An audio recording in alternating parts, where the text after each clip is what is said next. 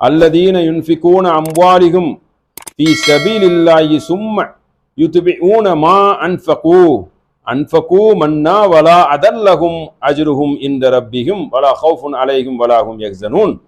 அதாவது அல்லாஹ் சுப்ஹானஹு வ தஆலா என்ன சொல்றானா, அல்லாஹ்வின் பாதையில் ஃபீ ஸபீலில்லாஹ், அல்லாஹ்வின் பாதையில் நீங்கள் செல்வங்களை செலவிட்டுட்டு, அல்லாஹ்வின் பாதையில செலவிடுறீங்க, மற்றவர்களுக்கும் கொடுத்து என்ன செய்யக்கூடாது, அன்ஃபகு மன்னா வலா அதன் லகும் வாஜிருகும், அதை குத்தி காட்டக்கூடாது, உங்களுக்கு அதை தொல்லை கொடுக்காமல் இருங்கள்.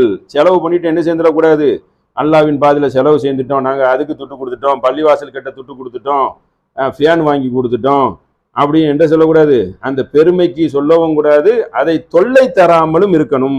அனைவருக்கும் வாரி வாரி கொடுத்துட்டு சேர்ந்தா அதனுடைய பலன் என்ன செய்யாது, அழிஞ்சு விடும்.